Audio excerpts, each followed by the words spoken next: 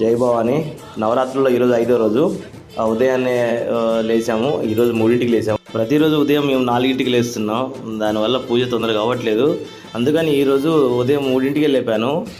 లేచిన ప్రతి ఒక్కరు ఏదో ఒక పని చేయాల్సిందే, అమ్మవారికి సేవ చేసినట్టు. ఎందుకంటే రూమ్ క్లీన్ చేసుకోవాలి, తర్వాత అమ్మవారి రూమ్ కూడా గది కూడా క్లీన్ చేసుకోవాలి, అమ్మవారికి ప్రసాదం చేయాలి.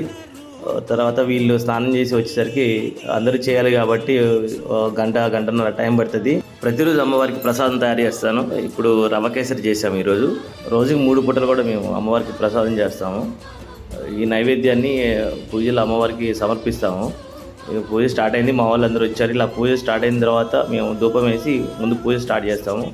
గణపతి పూజ, తర్వాత అమ్మవారి పూజ చేస్తాము, నైవేద్యం సమర్పిస్తాము. మా పీఠంలో 9 మంది ఉంటాము. ఆ పీఠం గదిలోకి ఎవరు రాకూడదు, అంటే మేము తప్ప వేరే వాళ్ళు సివిల్లో ఉన్న వాళ్ళు రాకూడదు. మేము కూడా శుద్ధిగా ఉన్నప్పుడే ఆ పీఠం గదిలోకి రావాలి. 9 రోజులు కూడా ఈ యజ్ఞాలు వెలుగుతూ ఉండాలి.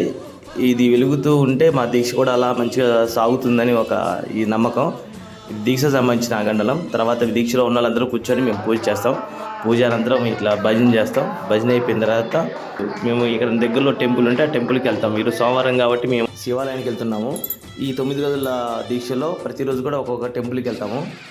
ప్రతిరోజు కూడా మీకు ఎక్కడికి వెళ్తున్నా అనేది నేను చూపిస్తాను. ప్లీజ్ సబ్స్క్రైబ్ చేయండి, షేర్ చేయండి, లైక్ చేయండి, కామెంట్ చేయండి. ప్రతిరోజు మంచి వీడియో పెడతాను. ఓకే భవాని, ఉండండి. జై భవాని.